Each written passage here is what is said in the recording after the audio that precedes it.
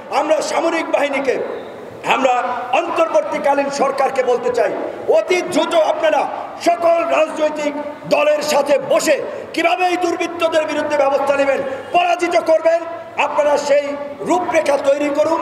আমরা আপনাদেরকে সব ধরনের সহযোগিতা করব। আজকে আমার বাড়ি তো বরিশাল, জানেন তো, নদনদী এলাকার লোক। লঞ্চঘাট দখল হয়ে যাচ্ছে, এইবার খাবে এক গ্রুপ, খেয়াঘাট ওইবার খাবে আরেক গ্রুপ। অলরেডি ভাগ বাটোয়ারা, লুটপাট একটা শুরু হয়ে গেছে।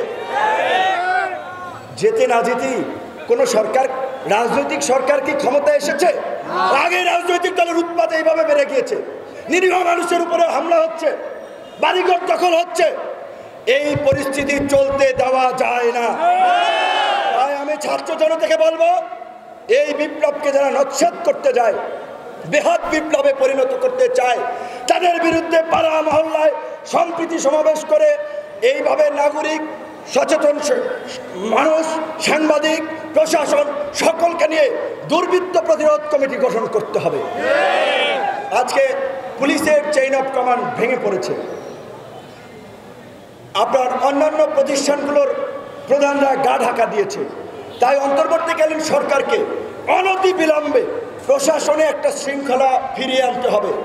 পুলিশ প্রশাসন সহ সরকারি কর্মকর্তা কর্মচারীদের মধ্যে যারা এই ফ্যাসিস্ট শক্তির লেজুর ভিত্তি করেছে, গোলামি করেছে, দালালি করেছে, জনগণের বিরুদ্ধে অবস্থান নিয়ে গণবিরোধী কর্মকাণ্ড করেছে, অনতি বিলম্বে তাদেরকে চিহ্নিত করে চাকরিচ্যুত করে বিচারের মুখোমুখি করতে হবে।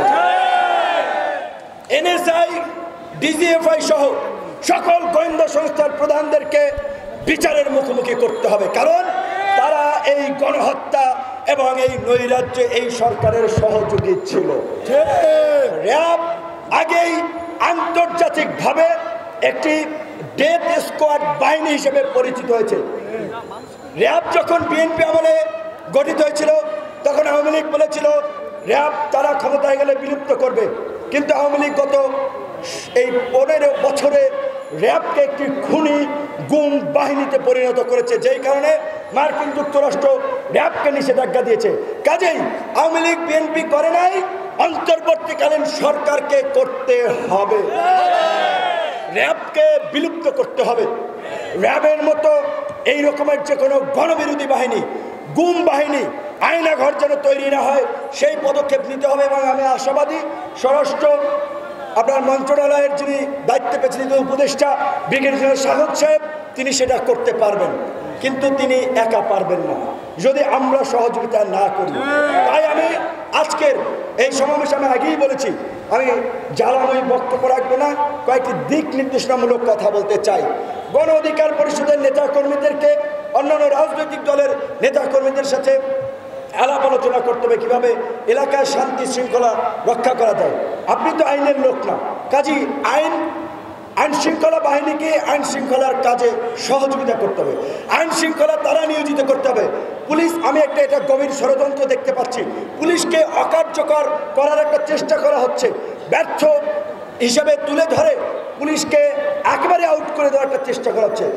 গ্রাম পর্যায় পর্যন্ত, থানা পর্যায় পর্যন্ত পুলিশের যে কাঠামো, আইন শৃঙ্খলা পরিস্থিতি নিয়ন্ত্রণে পুলিশের বিকল্প নাই।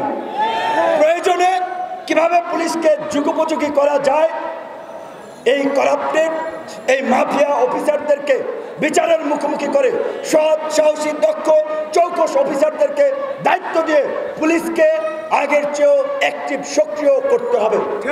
এবং পুলিশকে সহযোগিতা করবে সচেতন নাগরিক, গণমাধ্যম, রাজনৈতিক দল, সুশীল সমাজ।